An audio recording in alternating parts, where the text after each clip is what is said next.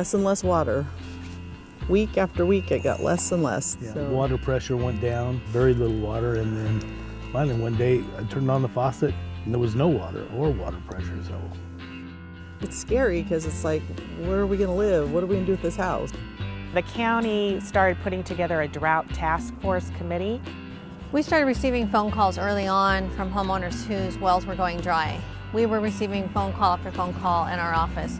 So we started calling Cal OES to ask if there was any type of assistance that was available, and that's how the process started. It was just by homeowners contacting us.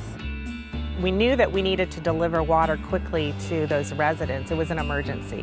When you start realizing that you have a well that is supporting 3 homes and now you have 3 families without water, that multiplied times 100 starts becoming a problem. They would mention, well, it's their first well went dry, or their second well went dry. Sometimes the third well went dry.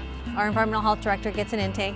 He goes out to the home. It's pretty cool when you go, hey, I'm with the government, I'm here to help. He verifies it and does a series of testing. Then he approves that and it comes to our office. Once it comes to our office, we begin looking at, is it close to public infrastructure? Do we need to get a temporary water tank? Those are 2,500 gallon water tanks. Or can we do a temporary water connection to the public water source until their well recharges? If possible, we will connect them to our water system. And with the state funding, it's really offset the cost for the property owner. So they have been very eager of wanting a permanent solution. After the county has approved, everything comes back through Office of Emergency Services. We can usually get them water within 3 days. Being in back-to-back years of a drought season, these homes, these people need this water.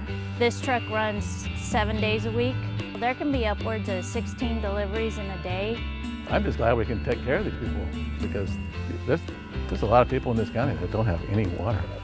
And a lot of these people have been without water for months and months and months. So I go out, I evaluate each household and see what we need, what kind of a system we need. So the county came out and talked to us and looked at everything, tested the well, and then started with this project. And we put in generally a 2,500 gallon tank. Been a lifesaver, Yeah. actually. You know, they brought us water in containers. And I'd actually hand deliver 5-gallon containers of water at a time. And one day alone, just by hand, I delivered over 3.1 tons of water. Within a couple days, they were working on it. In a week, we were good. So we've been thankful. You're like Santa Claus, basically. You show up and they're so happy to see you. You know, I don't know how many hugs I've received thanking us for providing water for them. Well, we save our water when we warm it up for the shower, and we save, use that for plants and garden and Rainwater. yeah, we- that's right. You Yeah. can see around the house, we've got barrels under the spouts and we collect rainwater and use that on plants and everything outside. So we think we're doing it as good as we can do.